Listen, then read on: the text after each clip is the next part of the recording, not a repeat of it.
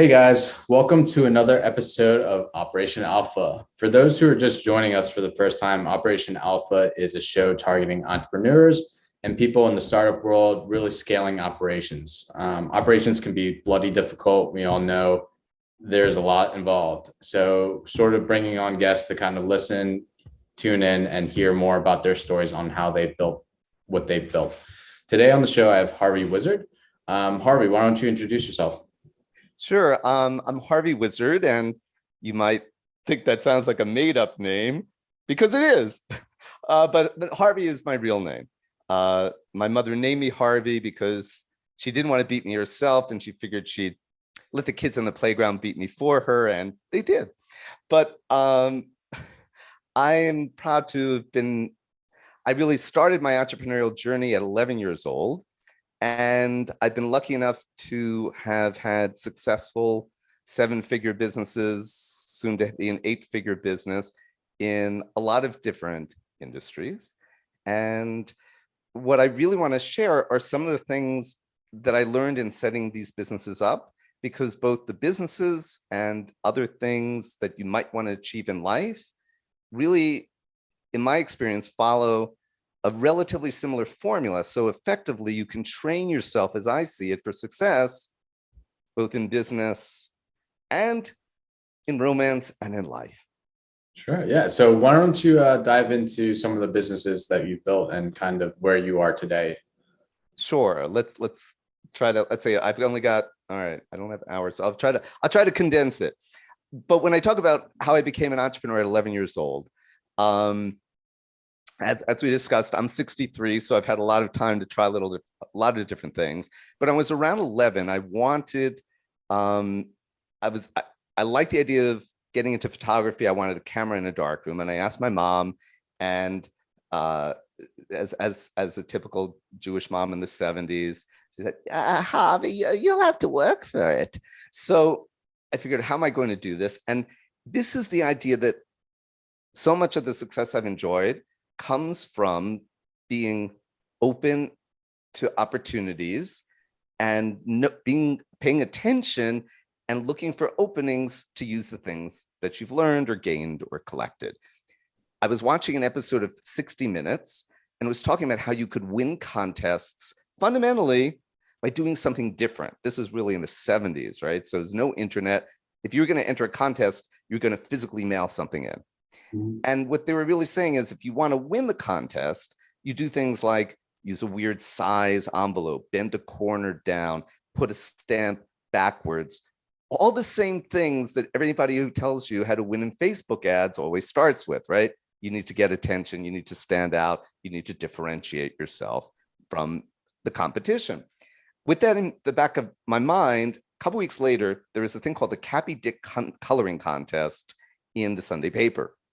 And luckily, this week, there wasn't much that anybody could do to differentiate themselves, because it was a photo, or it was a coloring, what you were coloring was an illustration of people sitting around a campfire with fireflies all around.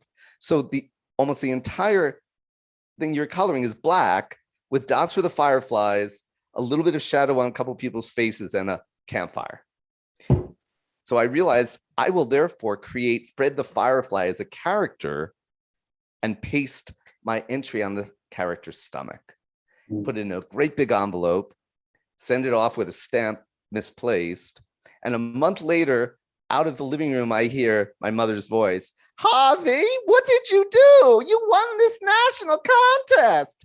And I won a set of World Book encyclopedias, which allowed me to, since we already had one, I kept the new set, sold the old set for enough money to fund my first camera in darkroom. And since this was in the 70s, you could just use your dial-up phone and call anybody in the 5 neighboring areas. So I just sat there calling people's houses until I found someone who had kids, offering to photograph their kids for free, and they would only pay for the photos that they liked. Awesome. Wow. So that was my first photography business at age 11. Getting to the business I have now, when I was, and relative to this idea of an entrepreneurial mindset can lead you to all kinds of success in life. And I, um,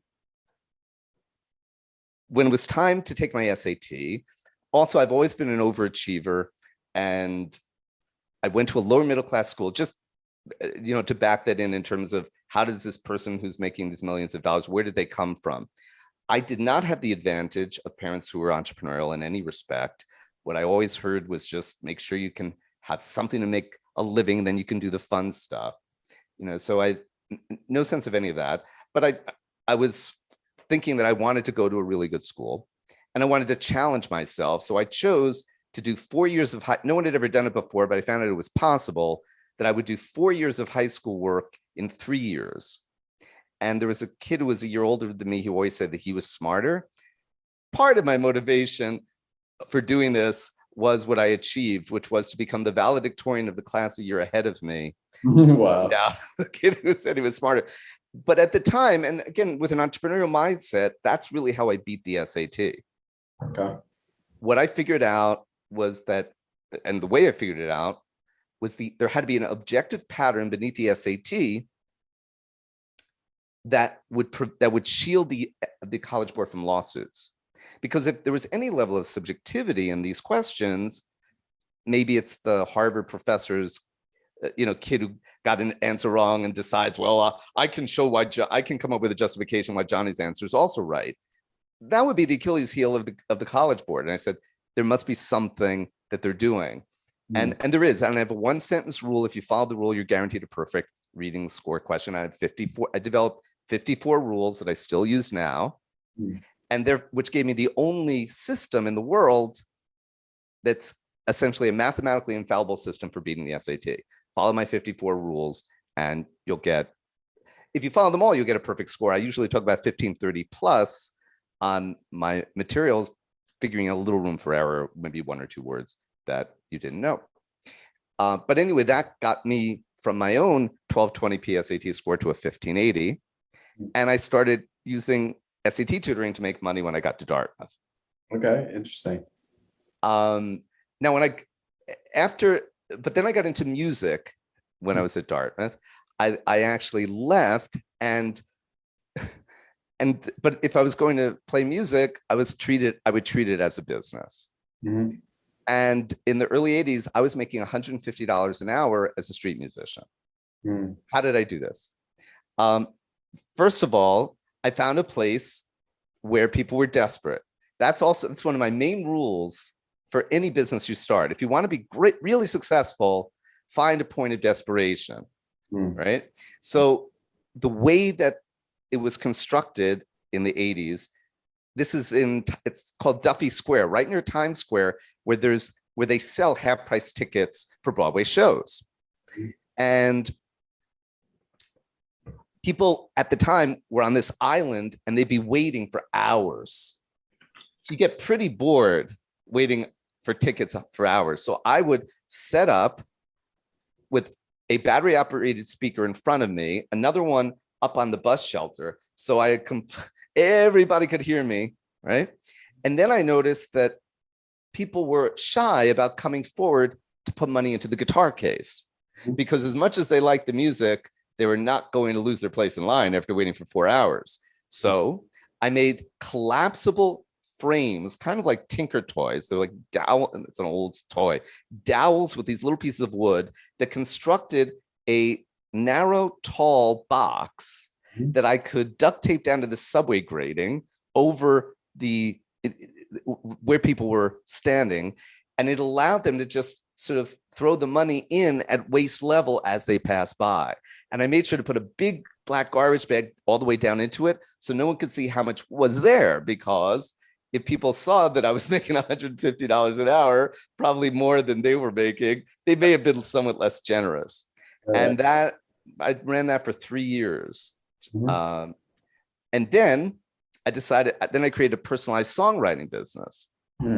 And which ultimately led to me getting good enough to get songs published in Nashville. But the first time I got real money was with my pregnancy massage business. Again, desperation. Pregnant women have a lot of back pain. They can't take anything for it. And we found a carpenter who could make special tables that let pregnant women lie on their stomach.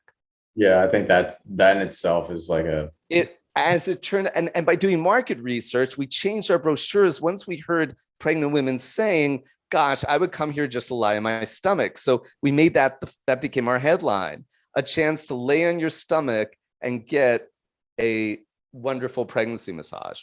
Mm-hmm. Now, and also opportunity. So we were running a business. We were thrilled. Our daughter was born. And remember, we started this business with basically a $500 investment. How I created, my first ex-wife and I created this pregnancy massage business in a third floor walk-up apartment.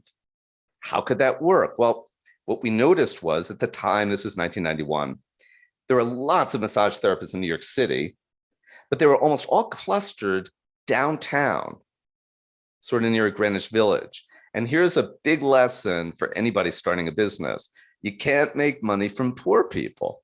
Mm-hmm. And interestingly, most of these massage therapists were not very financially successful. It was almost an incestuous group. You have massage therapists doing massages for other massage therapists, yoga teachers, people who were, enjoying their work, doing a lot of service, but not making a lot of money. Mm-hmm. So we decided, well, where are the people with money? And they turned out they were on the Upper East Side of Manhattan.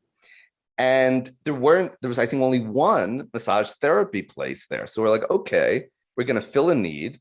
And nobody was doing pregnancy massage. And we had this special table that let pregnant women lie in their stomach. So we could afford a 1-bedroom walk-up apartment in the best neighborhood in the city, basically.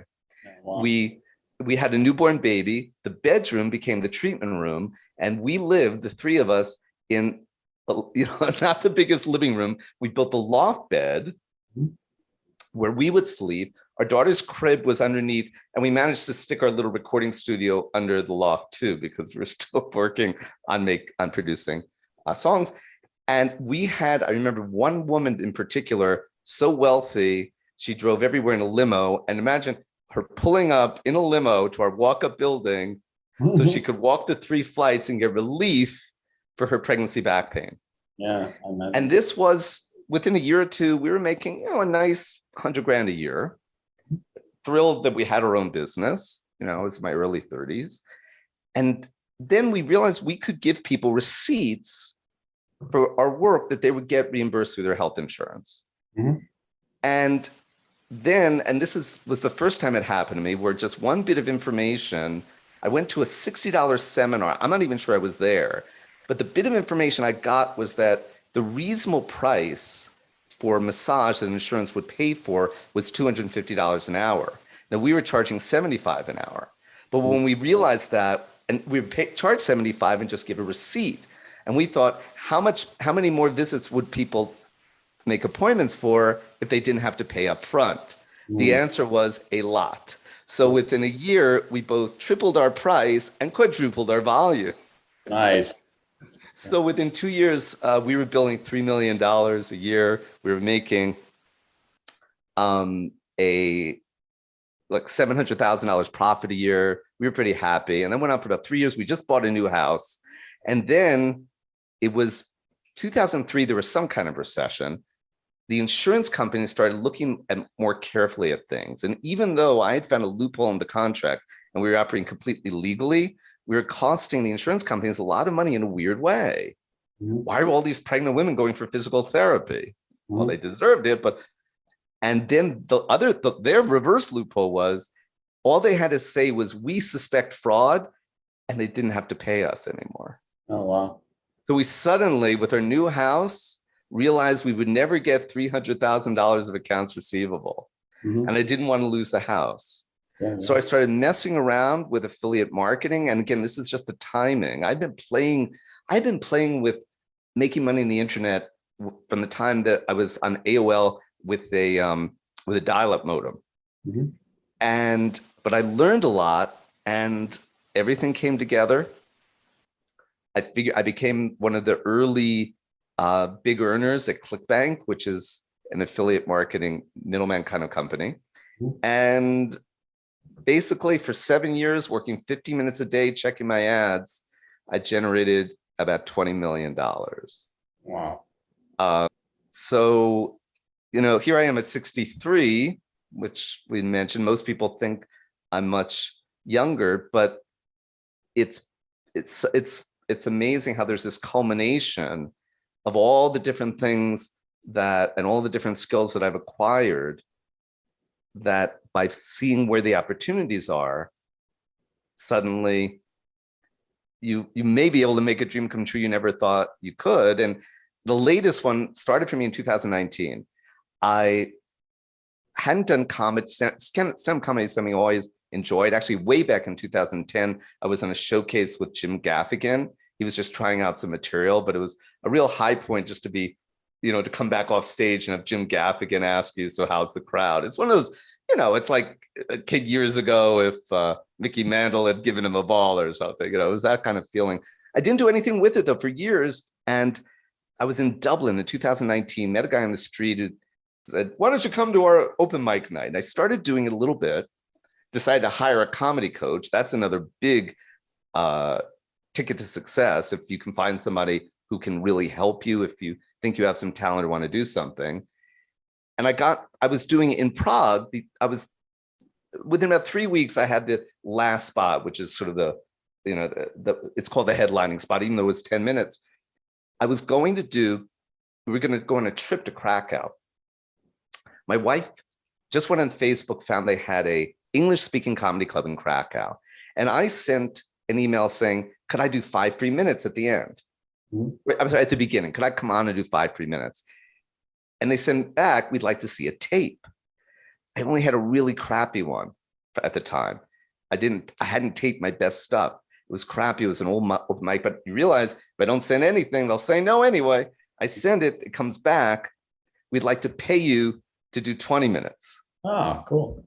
So that was my first paying job. The problem is writing comedy takes a long time because you write a very small percentage usually of what you write is funny enough to end up in your final show. But now I had 4 days to write 15 minutes, should have taken 6 months. I did it. They loved it. And at the end of that 20 minutes, they said, we'd like you to headline anytime you want. Oh, wow. Cool. End of 2019, right before the pandemic. I can't go back to Europe. Here I am in Costa Rica, an English-speaking Catholic country, and I'm a Jew doing very dark comedy in English. Wow, what a move. But I decided I wanted to be an English-speaking comedy star here, right? So I invested $3,000, actually $4,000, $1,000 to get on the rate to basically buy an ad spot on the English-speaking radio station every day for a month. I found myself a venue. I found a charity to support, and I flew down two New York City comics to be my opening act. And I produced 6 shows at Haco, which is the big tourist place in Costa Rica, and sold the first one out. And then 4 weeks ago, when I realized we were going back to Europe again, I sent a message to the Krakow Comedy Club. And yes, they remembered me, and I'm booked on June 26th in Krakow, which I then leveraged into 2 shows in Prague. So I'm now, so I actually get to headline, and now I'm going to try to just contact some places in Florence and Milan where I'm going to be before I get there, restaurants, whatever, just to try to produce my own show. This is, no agent, no anything, with the idea that it all feeds upon itself. And so when it comes to the business that I'm sort of interested in is this SAT. Honestly, it sounds like a major scam. Like if I read it without knowing anything about it, right, just improve your SAT score. Because I mean, I've taken the SAT. I've had friends who've taken the SATs. Right. Generally, it's a no. Like it's like there's no secret code, right? Like generally, there is like a hey, you just have to be pretty smart, study, work hard, and do the test prep stuff, and you somewhat get there. So I'm curious to learn more about this SAT. Sure. Well, I will actually, since you're asking, I will tell you what I told John Katzman, where he first said it can't be possible. Right. It just, I mean, when I say that, I also knowingly like, it probably could be possible. So here's the thing. And actually, this is the reason why I didn't do a deal with the Princeton Review when he offered it to me. Mm-hmm. And why I'm comfortable telling you the secret and the truth. It's because, first of all, when it comes to the SAT, I believe everybody else is wrong and I'm right. And Okay. because I believe if your purpose is to beat the test, Mm-hmm.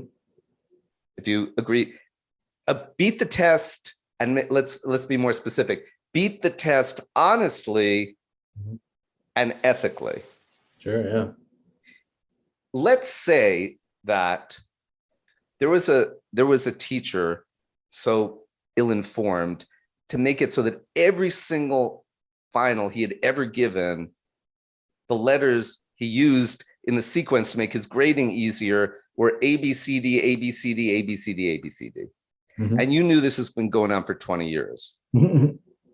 If one student told another, hey, there's this pattern, look out for it. It's A, B, C, D, A, B, C, D.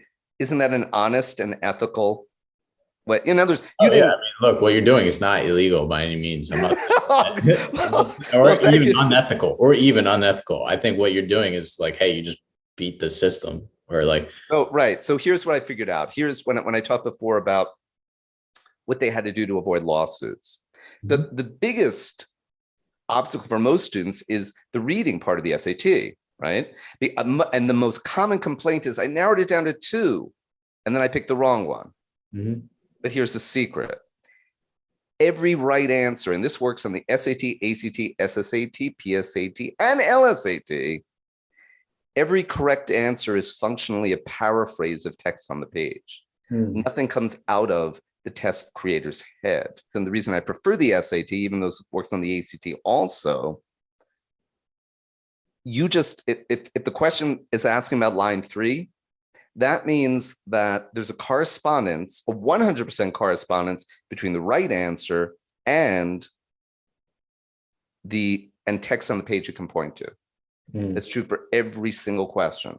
In fact, I'm so sure I'll give your listeners this offer, and they can find me at harveywizard.com, everything I do. Mm-hmm. Bring me a real College Board SAT question where every word of the correct answer does not match something in the text you can point to that means the same thing, and I'll gladly pay $10,000. And that's an offer I've had for 45 years.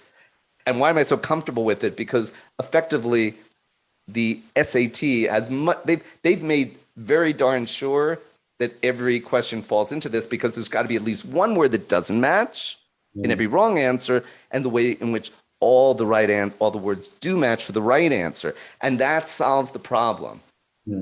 If you have 2 10-word answers, I guarantee you, if you correctly narrowed it down to 2, in other words, if you incorrectly narrowed it down and both of them are wrong, then I can't help you. But if most of the time with a strong student, they've narrowed it down correctly to 2, but it's one of those looking at the forest for the trees. You need to look at the trees. If you were to actually just sit there with a pencil, you would discover that in the worst case scenario, the correct answer does have a match for all 10 of its words, whereas the wrong one only matches 9 out of 10. See, nobody is teaching kids to look at the individual words. And in your brain, the totality of those 2 answers are not going to be differentiatable. Then you have to trust me that there are similar patterns even in the math. In other words, a lot of the math is just, there are certain recurring problem types. Let me give you an example as a math question. When you see the words no solution on a math SAT problem, there's only one kind of problem that'll ever appear that has that. You instantly program yourself, find the slope, set them equal, cross multiply to find the value of the variable. So my entire approach is I'm going to train your brain to the test. And I offer unlimited lessons, which is the other thing that everybody else in the industry says, how can you possibly do that for a package price? Because I know if you actually follow my rules and do 20 to 30, you should get whatever score you want. Of course, part of my program is the vocabulary you need to know, the reading you need to know. And then here's an interesting thing when you talk about operations. I discovered that in Costa Rica, the best teachers in the country, and these are English-speaking, mostly expats working in the international schools, the economics in Costa Rica is they only get paid $300 a week. I doubled their salary, poached them, And as it turns out, I've actually created the lowest cost, highest quality SAT tutoring in the world. Like that's at the end of the day, if you could have that type of impact on people, it's a wonderful, amazing experience. Yes, it is. That's Um, maybe why that keeps me looking young. What can I say? yeah, I hear you on that. So wrapping up, I ask two questions. Okay. They're two fun ones, so don't feel super stressed about them. But one is, if you could meet anyone in the history of the world, dead or alive, who would you want to meet?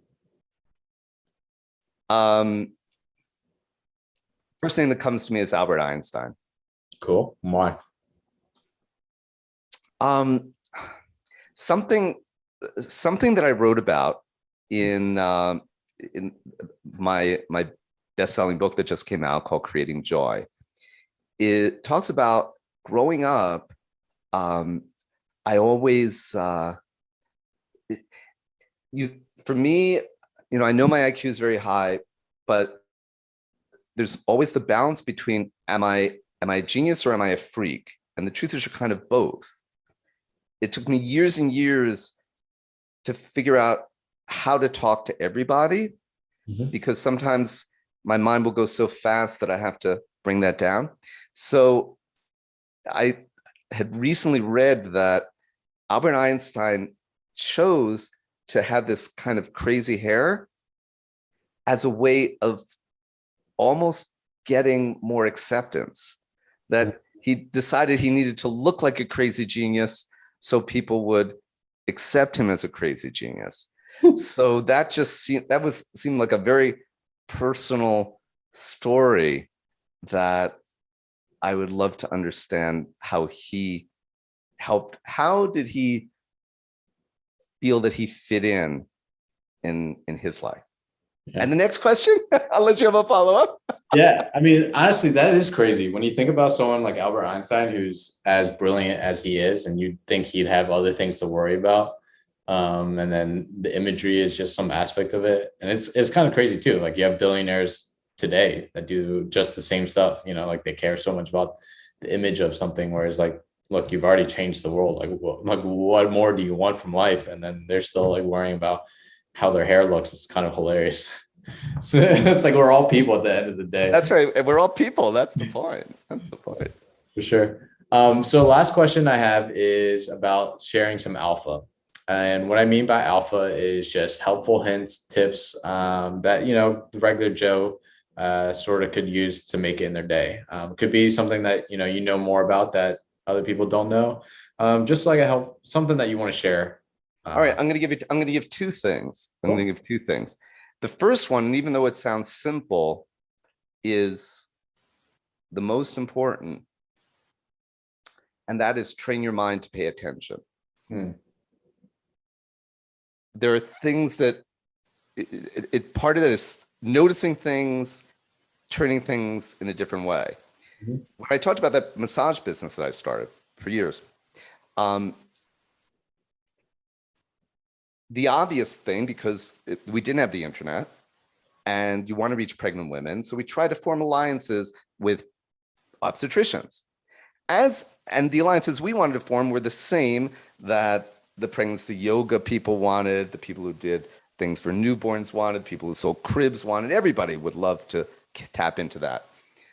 So when I tried to make appointments, it was virtually impossible. And then I discovered, because the drug manufacturers were the ones who would get those appointments because they would take them out for fabulous lunches. And, we didn't have the capital to do that. But I noticed whenever I go into one of these offices to try to make an appointment, that the receptionists were completely overrun. Just completely busy. And I said, well, maybe I can use that to solve the problem, which is, if it's such a big deal to even get a minute of these people's time, if they're that busy, what I did was I made a brochure holder, put the brochures in it, and trying to be the least, taking up their least amount of time possible. I guess you'd call it the assumed sale. I would walk into the office with the brochures and I would say, hi, we do pregnancy massage. Can I put this over there? That was my sales pitch. And as it turned out, 95% said yes. So we effectively cornered the obstetrical market in New York City that everybody else wanted. And over time, the patients got such good results, they would go back to their doctor. And then they would go out and investigate it. And over time, we actually had a real active alliance. And like I said, pay attention to, there's always these little things that other people aren't noticing and using to their advantage. That's a good one. And then the second one, because people, everybody wants to find love. And interestingly, I may be one of the few people who actually found two wives through advertising. Mm. And the key, and what I learned, because I would take an ad out, and my last, You would take an ad out for your wife, like just like searching for a wife. Yeah. Well, that would probably not be the best headline, would it? Sure. Because I was being thrown out of Romania by jealous ex-wife number 3. It's a long story, but at the time, the only country I could go to was back to Costa Rica, where I was getting residency. But I wanted a relationship. I took an ad out on Craigslist, in the Craigslist personals, maybe as a joke, but I did use the George Costanza technique from Seinfeld, where he realized that if he shows a beautiful woman a photo that's supposedly his old girlfriend, in his case it was actually Jerry's girlfriend, but that gets him into the beautiful woman club, and then other beautiful women will accept him. So Crazy Ex-Wife number 3 was very attractive, and I had this photo of the two of us on a boat out in the Mediterranean. That was the photo I used in my Craigslist ad. And I said, she's divorcing me. But talking later to Raquel, my wife, she's like, "You're right." I'm like, if she's with him, maybe he's okay. So, because my wife now is gorgeous. But when you're looking for love, you want to, number one, get your circle as wide as possible. One of the biggest reasons people fail there is because if you're not meeting a lot of people as potential partners, the few dates you go on, you're going to put so much pressure onto it, you're going to ruin it. If you look at dates are, how can I make sure the person I'm with has the most fun tonight? If you do that, and you relax enough to do that, you will go on dates, perfect dates, because whether or not they turn romantic, both of you will probably have a good time. That's beautiful. And with that, I'd like to end the show. Guys, there you have it. Finding love and pay attention. Talk to you guys soon. Take care.